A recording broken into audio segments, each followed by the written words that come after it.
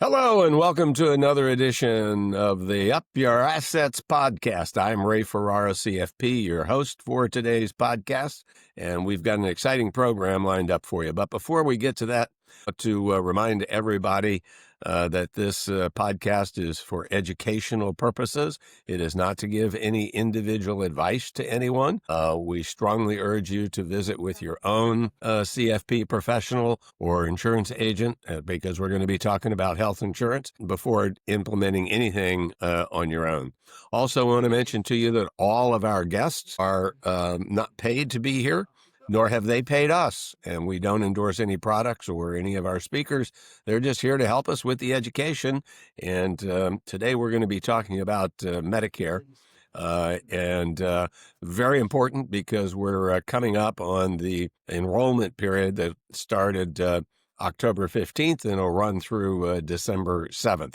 But if you're listening to this outside of that time period, it could be helpful to you as well because you may be having to enter into Medicare at some point during the course of the next year, and the information you're about to hear will be equally as important to you then.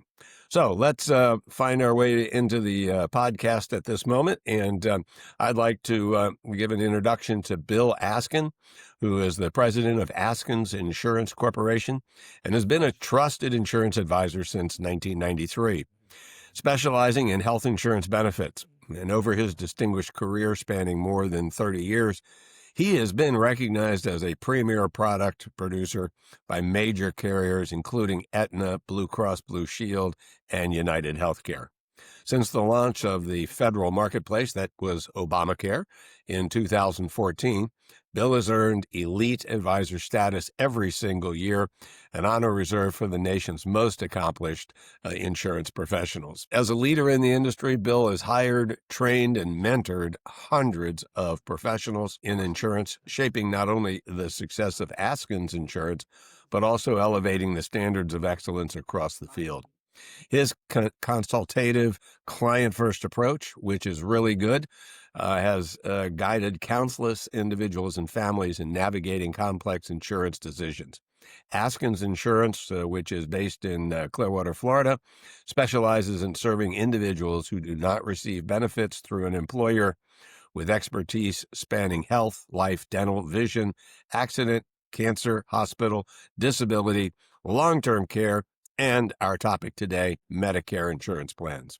Bill and his wife, Laura, have been married for 38 years and raised 5 children, 3 of whom have followed their father's footsteps as insurance professionals at Askins Insurance, proudly carrying on his legacy of service and excellence. Bill, welcome to Up Your Assets. Thank you. Appreciate it.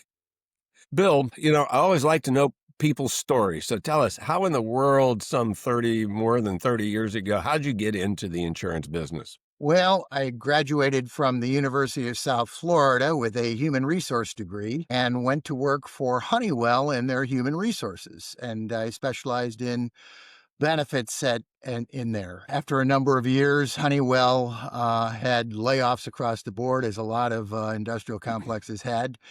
And I found myself laid off. And I went to work, and it's interesting how many advertisements there are for insurance agents when you're looking around.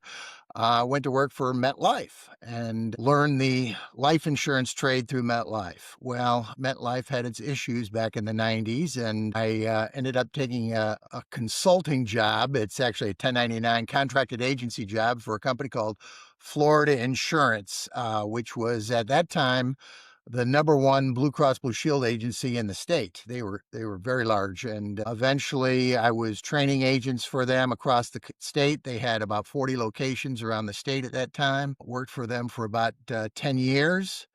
From there, I went on to manage an office myself of a agency over in Largo, Florida, called Sonnenberg Insurance. Jack Sonnenberg has been in the insurance business. I think he's 85 years old now, or maybe older than that. I can't remember.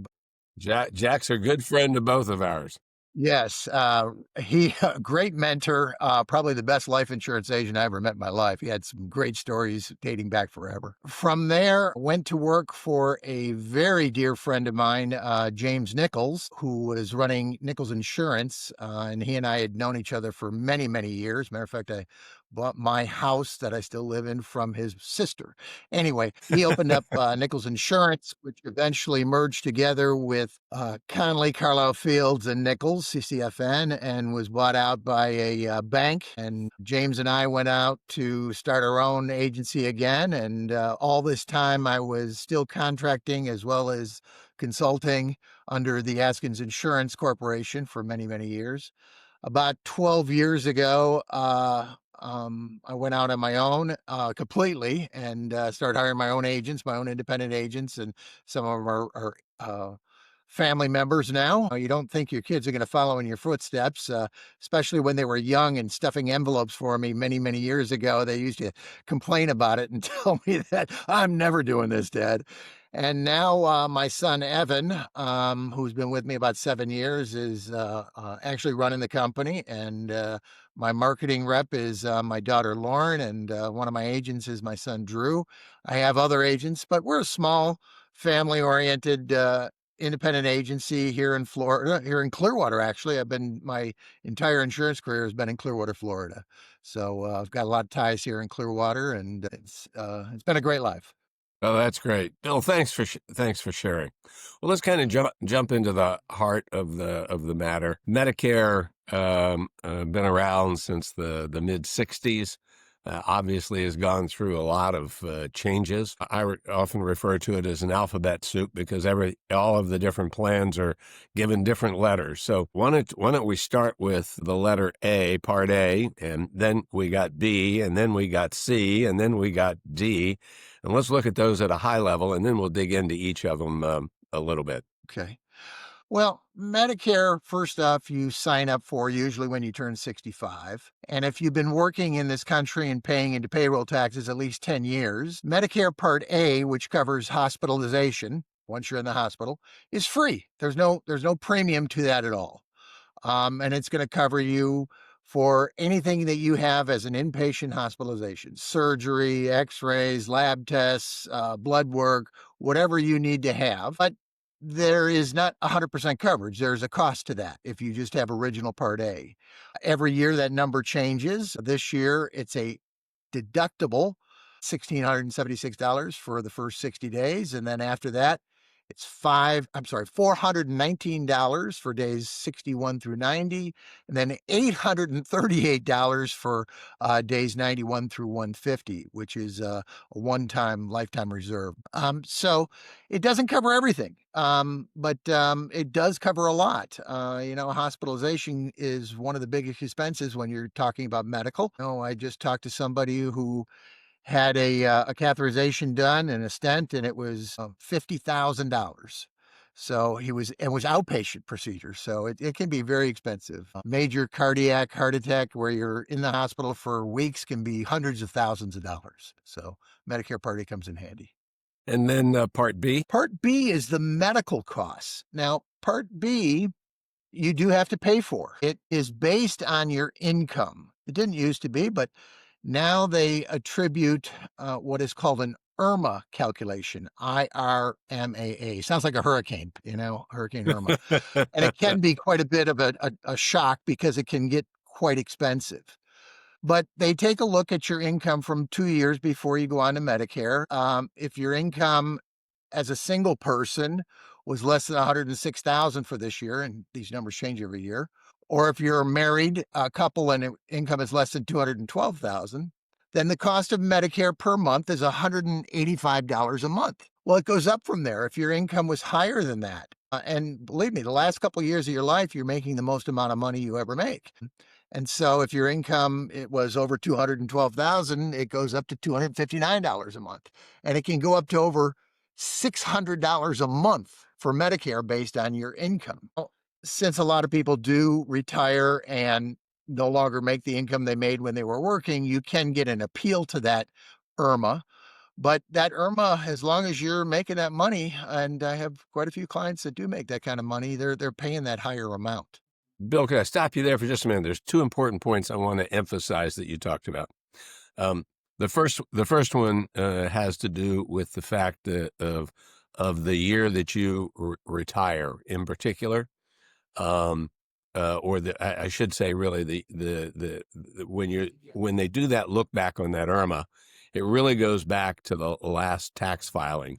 Here we are in 25, and in 25, they're looking at the 23 income tax. Is that correct? Correct. Okay. Correct. So I'm going to retire. I retired, let's say, earlier this year, and they're looking at 23 when I was making a whole lot of money. So, and I'm Correct. not making that kind of money today. So, when that happens, I just send a letter in and ask for an appeal, explain to them I've now retired and that my income isn't what it once was. Is that correct? Well, there's a specific form that's used. It's an appeal that goes into the federal government, and there are several different questions on it based on your income and why your income is going down. But yes, if your income is no longer going to be, that high, over 212,000 for a husband and wife, then yes, they can reduce that. But a lot of people don't know about this appeal. Yeah, A lot of people they get a bill in the mail and they think, oh my gosh, why is yeah, this happening? indeed. Well, we, with all of our clients at Provise, we are very proactive in helping them do those appeals. I'm sure you are. The other one Yes. I wanted to emphasize that people all of a sudden are caught by, and that is, as they march through from 65 up to 73, they don't have to be drawing on their IRA at all. But when they hit 73, now you get into the required minimum distributions, and all of a sudden your income could jump dramatically. Yes, And where that's you correct. hadn't been paying much in the way of premiums, now it could be much higher. So it's really important for people to manage money coming out of their IRA between 65 and 73 through this whole process. Managing your income becomes really important. Absolutely. Absolutely. Good point. So let's go So, to real Part quickly, D. Medicare Part B covers medical, doctors, Right. outpatient procedures, emergency rooms, things that you have outside of the hospital. But those are not covered 100% either. Those have an annual deductible. This year, it's $257. That goes up every year. And then it's 20% of whatever the bill is, and it never ends. So, you have an outpatient medical procedure, outpatient surgery, and it's $40,000, you're paying 20% of that. That's $8,000. That's a lot of money. And that's the reason most people pick up either a Medicare supplement or a Medicare Advantage policy to help cover the costs of their health. Right. And before we talk about Part C, let's talk about Part D, which is appropriately for drugs. Well, prescription drugs started in 2006. They weren't covered by Medicare originally. And the policies have morphed over the past couple of decades. And most recently, a year or so ago, they passed the Inflation Reduction Act, which allowed for a lot more benefits. Prescription drugs, though, do fall under the IRMA classification. So if you have a high income, you can pay an additional premium for your prescription drug plans, up to $85 a month. Prescription drug plans are run by private insurance companies, and in Hillsborough, Pinellas, around the state, there's about a little less than a dozen plans available. And they all follow a certain criteria. They have their initial coverage stage, which could be a copay on different tier level drugs. And you and I remember when they used to be called generic and brand. Now they're called tier 1, tier 2, tier 3, tier 4. And then once you reach a certain out of pocket cost with those tier drugs, and it could include a deductible or a copay. Once you reach an out of pocket cost to you of $2,000 in a given year, then the insurance companies pay 100%. Now, that 2000 a year or so ago was 8,000, and before that it was unlimited. So they have expanded those a great deal. So you got to be careful though about which plan you're choosing. One of the big aspects is what is called a formulary. A formulary is a listing of medications that the insurance company approves. So one of the things we do is we check all the medications you're on to make sure that the drugs are covered. Not every insurance carrier will cover your specific drug, and it can be a challenge sometimes on certain medications. But some people will find that they take very few drugs and have a high IRMA and say, no, I'm not going to pay this tax. I'm just not going to have it for a while. If you choose not to take Part D, you can have a late enrollment penalty for getting it later in life. So at 65, you decide you're making too much money, you don't want to be hit with that tax. And now at age 70, you decide to go on it. You're charged 1% per month that you are eligible for Medicare prescription drug plans based on the national average cost. So the national average cost is about $35 a month. 1% is 35 cents a month. Times that by 60 months, you get how much of a tax you're going to get hit forever. Wow. So let's kind of look A, B, and D. A is free as long as you've been paying into the system for 10 years or more. B, that Part A is going to cover hospitalization. B is for medical, doctors, testing, that type of thing. And you pay a premium for that goes up based on your income. And then also Part D, which is for drugs. And again, there's a tiered payment for the drugs, but you have some copays and or deductibles that have to be paid as you go along. Correct. And I just want to point out that is just going to use Medicare coverage and have all three pieces. And if they are at the top tax bracket, they're going to be paying somewhere around $14,000 to $15,000 a year for what many people think is free. Yes. Because Part A is free doesn't mean the other parts are free. So it's very important, again, to control that income. So now let's go to Part C, which is Medicare Advantage, and let's talk about what that is and how it works. Okay. So Part A and B is called Original Medicare, and to offset that, you can do one of two things: a Medicare supplement, which we can talk about, but a Medicare Advantage policy is becoming very, very popular. Probably 50% of people on Medicare are on a Medicare Advantage policy. These are also called replacement plans.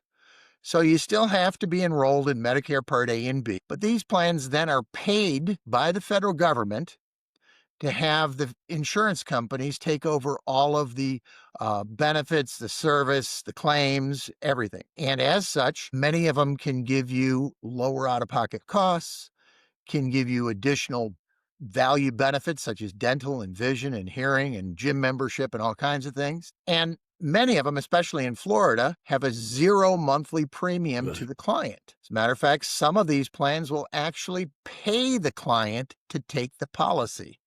Now, that sounds terrific, but you have to be careful. Not all these plans are built the same way. Most of them have a network of what is called an HMO network, Health Maintenance Organization. And an HMO, you're required to use only their physicians, only the physicians that are contracted under the insurance company. And you have to have a primary care physician. This is a family type doctor, internist that is in the plan, and that doctor directs all of your care. So if you need to see a cardiologist or an oncologist, you have to go to the primary care physician and get something called a referral. That referral is sent into the insurance company, and they deem that it's okay to have you go to that particular doctor in network, and then you make arrangements to go to that specialist. Well, some of these networks can be very small. Very small. We think of HMOs sometimes as being very, very restrictive, and they can be, but if you don't see a lot of doctors and you don't have a lot of health issues, they can be very rich in benefit. And you can change these plans once a year. So when we look at these, and there's probably about 60 or 70 different plans in Pinellas and Hillsborough County that you could choose from, we take a look at the doctors you take, the prescriptions you take, the out-of-pocket costs you're looking at to determine whether or not it's a viable option. But some of these plans do use a PPO network. A PPO network stands for Preferred Provider Organization. In these plans, the copays are probably a little bit higher, but they give you the option of not having that gatekeeper, that referral that you have to go to. You don't have a primary care physician that you absolutely have to go to seek care. And in a lot of cases, you can use out-of-network doctors at a higher cost, a higher out-of-pocket cost to you. So depending on your needs and what your preferences are, a lot of people swear by their doctor, that doctor saved my life. I'm never changing. I don't care what he is. We take a look to see if he accepts any Medicare Advantage plans as one of the options. If he doesn't, we can show you Medicare supplement plans, and we'll get into that in just a little bit. But Getting back to Medicare Advantage plans, there's a lot of hype behind them because they offer a lot of additional benefits that Medicare does not cover. Dental, vision, hearing, over the counter benefits. Some of these plans will pay you or afford you $80 of benefits at Walgreens and CVS and different places every month of things that you can get over the counter. Some of these plans will pay for food, depending on your medical history. They do have chronic needs plans, which, if you have certain health conditions, diabetes, heart problems, they can give you additional benefits. Any of these plans also will accommodate you if you are what are called dual eligible. Dual eligible is when you're on Medicaid, which is a state welfare program, and Medicare. And some of those plans have a lot of benefits. Some of them will actually pay your utility bills. So, with the large amount of Floridians on Medicaid, especially seniors, and there's millions of them, that's an option for a lot of people, is to take a look at a dual special needs plan or dual Medicare Advantage plan. So, lots of choices. So, Bill, I'm sorry, Bill. Let you said I could switch plans a minute ago. So each year I could change plans. If I'm on Medicare, I can move off of Medicare and go to Medicare Advantage if I want to. And can I do the reverse? Can I go from a Medicare Advantage back over to Medicare each year? Yes, you can. Now, original Part A and B, you can go off of it at the annual enrollment period. You can actually go off of it during what is called the open enrollment period, which is January 1st through March 31st. That is not an advertised time period, but you can do that. However, there's some precautions to that. If you want to go on to a Medicare supplement, and we can talk about those, there are some caveats to where you may not be eligible for a Medicare supplement at that time, but you would be eligible for going back onto original Medicare Part A and B. So I really want to emphasize that, and I know we haven't talked about Medicare supplements just yet. Maybe we'll circle back around to it again, but I think it's because so many people are attracted to the Medicare Advantage plans. If they do want to go back to Medicare itself, that they can do. They can get Part A, Part B, Yes. but they may not be able to qualify medically for a supplement plan, Correct. which will help pick up some of those expenses that you said were uncovered by Medicare. Correct. So just want to make that, I want to make that point because from my perspective in planning with people, that could be a huge drawback. If you specifically wanted to have an operation and you wanted a specific doctor that you might not be able to have available under the Medicare Advantage. So I just think it's real important for people to realize you can switch back and forth, but there are some limitations. Absolutely. So with that in mind, let's talk about what we've been talking about without really talking about it. And let's get into detail. What is a Medicare supplement plan? Okay. So Medicare supplement plans are standardized by the federal government. The benefit is exactly the same no matter which carrier you use. So if you go to Blue Cross or United or Cigna or any of them else and you buy one of their supplements, it's the exact same benefit. So it does not matter. They're standardized by the federal government. And a supplement does just what that says. It supplements your original Medicare Part A and B. And this supplement, they have different letters. They used to go A through N, I think is what it was, but a lot of them have been changed over the years. The most common one today, and I'm just getting through this, hang on one second here, sorry, I always forget the letters that are still available. The most common one is Medicare Supplement Plan G, G for Go. This allows you to have a Part B deductible of $257. And then 100% of your medical bills are covered after that. Hospitalization, doctors, lab work. You can go to any doctor you want to go to that accepts Medicare. And as the last time I checked, something like 93 to 95% of all the providers in the country accept Medicare. All right, so it's huge. I think every single hospital that's open to the public accepts Medicare. Many of the private hospitals accept Medicare. Mayo Clinic accepts Medicare. Moffitt accepts Medicare. So with a Medicare supplement, there's no referrals, there's no primary care physician, there's no list of doctors. You just go, and as long as you've met your Part B deductible, which this year it's $257, 100% of the bills are paid for. So if your bill was $1 million, it's covered, all of it. And a lot of people like that because they can see any doctor they want. And, I have a lot of clients that travel or have second homes or want to see that specialist that's in New York or Chicago or Detroit or, Mayo Clinic in Rochester, Minnesota, or wherever it happens to be, the Dallas Heart Institute. Most of these Medicare Advantage plans will not allow you to do that. I've got a lot of clients that, Florida, they've moved to from another state and they still have doctors and providers in other states. And they want to still see doc that they had back home. And a Medicare supplement is a great way to do that. Now, a Medicare supplement, you buy it based on time periods. So you have an initial enrollment period within the first uh, 6 months of you turning eligible for Medicare, 65, or if you're coming off a group plan within a few months. But after that, let's assume, like you said, you're on a Medicare Advantage plan and now you want to go back and go on to a supplement. You are medically underwritten. What does that mean? They're going to ask you medical questions. And if you don't say no to all of them, you don't get the plan. So if you've had a heart attack or cancer or stroke or some other diabetes or something, you're not getting the insurance. Choosing a Medicare Advantage plan can lock you in to staying with that model of plans. Where a Medicare supplement, you can change to a Medicare Advantage plan without being medically underwritten. So in the open enrollment period, you're on a Medicare supplement for a number of years and you decide you don't want the premium anymore, or all your doctors are local. You moved to Florida now and you lived here 10 years and, all your physicians are here and you feel comfortable about a Medicare Advantage plan, then we can switch you over to that without any problems. Well, again, I come back to pricing. And now, before I talked about that if you're on Medicare and you're in the upper income bracket, that it could be as much as $14,000 a year for a couple, $7,000 each. Well, now having to buy that supplement, that can add another $6,000 to $8,000 on top of that for a couple, so that they could be paying premiums well into the $20,000 to $22,000 range. So it can be horribly expensive, and certainly that's one of the reasons that the Medicare Advantage plans are so attractive, because as you said, you're not having to buy a supplement, but you are having your care managed, and you may be limited to the doctors that you have.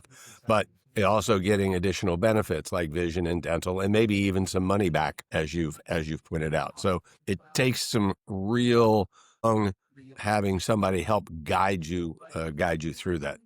So the first thing that you need to guide me through is when do I apply for Medicare in the first place? You mentioned age 65, but what's the window that I have to make a decision on? Great question. So we tell everyone that when you approach 65, about 6 months before you hit 65, you need to be looking at whether or not what your options are. You may still be working and you want to continue to work. You may not need Medicare because you have a group plan, but that has that can be determined by how many people work at your company. If the company has more than 20 employees, then Medicare is secondary and your group plan will be just fine. But if your company is under 20 employees, then Medicare is primary and you may not be eligible for your group plan anymore.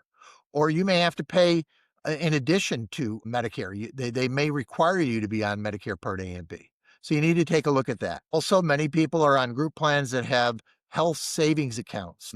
If you're investing in your health savings account through your employer, then you need to stop that 6 months prior to you going on to Medicare. Otherwise, you're taxed on that money. Now, you don't apply for Medicare Part A and B until you're 3 months out from when you want to go on to Medicare Part A and B. And you can do that in one of three ways. You can call Social Security, you can go down to the Social Security office, or you can go online. And we recommend people going online. It is much easier. I can read you the Medicare website, but it's a little bit long. It's a socialsecurity.com /Medicare /Medicare and then /sign-up. So, but Bill, you don't have to worry about that. That's what we've got Google for. Okay, that's right. Or you call us. But that's pretty easy to do. You go online. If you're, have used the computer, it takes about 10 minutes to enroll. But if you are past age 65 and you've been on your group health insurance, you may not want to enroll on Medicare until you're ready to retire. You may like your group plan and it's very inexpensive, and but there's some options about that too, and we take a look at that for you. So now let's say you're 68 years old and you're retiring or you're coming off. Medicare is going to need to know that you're a late enrollee into Medicare. Otherwise, you may have a penalty to pay, a late enrollment penalty. So you need to get a form signed by your former employer saying you've had qualified group health insurance since you were age 65, and that has to go into Social Security and Medicare to prove that you uh, are waive that late enrollment penalty. And that penalty can be substantial, can be up to 10% per year that you were not on Medicare Part A and B and eligible for Medicare Part A and B. But they can waive that if you're been on group or a qualified group plan. We recommend 6 months so we can start talking about it, but you can't actually enroll until you're 90 days out. Now you can enroll anytime between that, and you can actually enroll 90 days after that, but then your Medicare starts later. You want to take a look at that and make a determination on what time period you want. Most people sign up when they're turning age 65 unless they have group insurance. So if I don't apply right away, or I apply late, I guess would be a better way of thinking of it.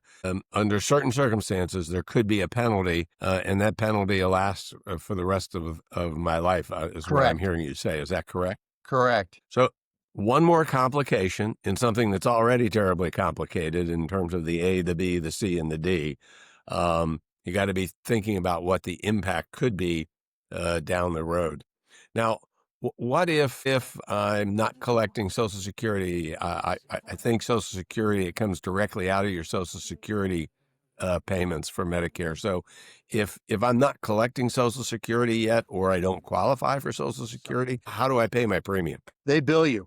You do not have to be on Social Security to collect Medicare. You do have to have paid into the system for at least a certain amount of time, 40 quarters at least, to qualify for full benefits. But yes, they will send you a bill quarterly. And if you're paying $185 a month for it, multiply that by 3, and you send them a check or you set it up online, and they bill it to you. Once you are on Social Security, they will deduct it from your Social Security check. Well, and so that happens automatically. Now, what if I'm on Part C? Am I still paying a premium, Yes. or so I'm paying a premium either way. It's just depending upon the benefits that I'm going to get from a Medicare Advantage versus traditional Medicare. Is that correct? Correct. So if you're on a Medicare supplement or a Medicare Advantage plan, you do have to be on Medicare Part A and B. All right. So Medicare supplements, let's go back to those for just a moment. You say they come in different letters, different varieties, and not all companies are in all states, nor all plans available in all states. You help guide the folks relative to the benefits and the costs that are involved in that to determine what will be in their best interest. Is that not correct? Correct. So these are called plans versus Part A and B. These are called Plan A, B, D, G, K, L, M, N. They have different letters and they are standardized throughout the industry. So again, any insurance company that sells a Plan G, it's the exact same benefit. So what's the difference? How do you determine which carrier to go with? Well, premium is a factor. Now in Florida, they rate you by your age. And if you're in your guaranteed issue period, turning 65 and 6 months out, there's no medical underwriting and it's a certain rate. We look at a chart. If you're age 65, here's what the premium is. That's it. They might rate you a little bit based on being a smoker, but if you're not a tobacco user, it's about right now for a Plan G, $200 a month, some a little less, some a little bit more. And that's on top of your Medicare Part B premium. And then if you're on a Medicare supplement, you may need a Part D policy, and there's an additional premium there too. So like you said, it could get up there quite a bit. Okay. Different plans have different benefits. Some cover 75% of Medicare, 50% of Medicare, and the premium is less. Some plans you can get what are called high deductible plans, where they have a $2,700 deductible before any benefit is paid, and that can bring the premium way down. Some plans will cover just hospitalization and none of the Part B. We don't recommend those because the premium difference between those is so small. The Plan G is the most popular plan across the country right now. Well, Bill, it clearly this hopefully has helped people to understand the complexities that are involved in getting insurance as a senior, 65 plus, what your options are, et cetera. Um, and I encourage everybody, don't try to figure this out by yourself. Absolutely not. Get together no matter where you are around the country, get together with your local health provider, um, and have a good heart-to-heart conversation so that you can understand the complexities. And folks like Bill around the country are going to help guide you. So, Bill, any last-minute words that you might have for folks as they're looking to go into the enrollment period that occurs beginning the 15th of October and running through the 7th of December? So the biggest advice I can give you is you're right. Consult with a professional. Your next door neighbor may have good intentions, but their health and their doctors and their prescriptions are not the same as yours. Even your spouse may have different needs than you do, and you're on different policies. These plans are individualized. They're for you, not for you and your spouse. So consult with a professional. Try to find a professional that offers more than just one carrier. There's lots of carriers out there, and do a little bit of homework. There's a book that comes out every year. I don't know if you can see this, Medicare on You Yeah. 2026. Every Medicare recipient gets it. There's a lot of good information in there. Medicare.gov will give you a lot of information. It's a huge website. It can be quite confusing and daunting. But, those are good resources. There's a lot of different seminars that go on throughout the time period by a lot of different insurance companies. But again, try to find somebody that is going to show you a variety of plans. And then last, there's a lot of people that will call you on the phone. That can be illegal. So be very careful about people calling you on the phone.